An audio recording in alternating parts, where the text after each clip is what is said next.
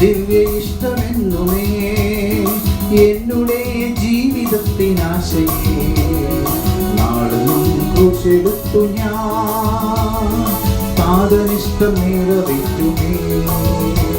ഞാൻ പിന്തുടർന്നിടും, ഞാൻ പിൻഗമിച്ചിടും എന്നുടെ ജീവിതയാത്രയിൽ. ഈ വരൂപിൽ ചൂടതേക്കുമ്പോ കഞ്ചിറകനിക്കു വിശ്രമം. ഈ വരൂപിൽ ചൂടതേക്കുമ്പോ കഞ്ചിറകനിക്കു വിശ്രമം. ദൈവനാമത്തിന് മഹത്വമുണ്ടാകട്ടെ. ഇന്നത്തെ പ്രഭാത ധ്യാനത്തിനായി 26-ാം സങ്കീർത്തനം 6-7 വാക്യങ്ങൾ.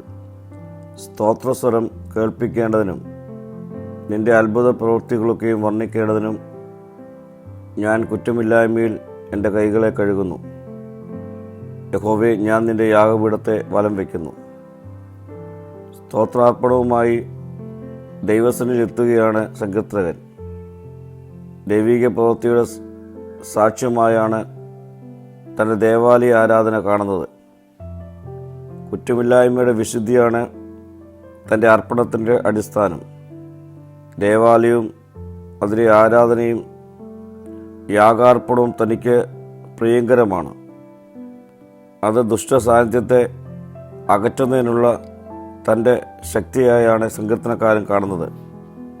ദൈവസാന്നിധ്യം ദേവാലയത്തിൽ അനുഭവമാകുന്നതുകൊണ്ടാണ് ദേവാലയം തനിക്ക് പ്രിയമായിത്തീരുന്നത്.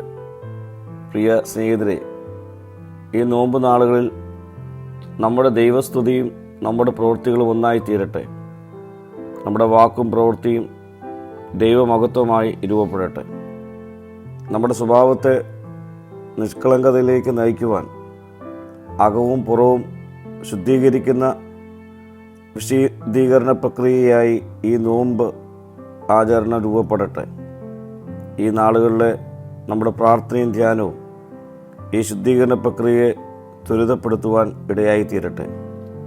പ്രാർത്ഥിക്കാം. കർത്താവേ, എന്നെ തന്നെ ശുദ്ധീകരിക്കുന്ന അനുഭവത്തിലേക്ക് രൂപപ്പെടുത്തണമേ. മഹത്വം നീ എടുക്കണം. യേശുവിൻ്റെ നാമത്തിൽ തന്നെ. ആമീൻ.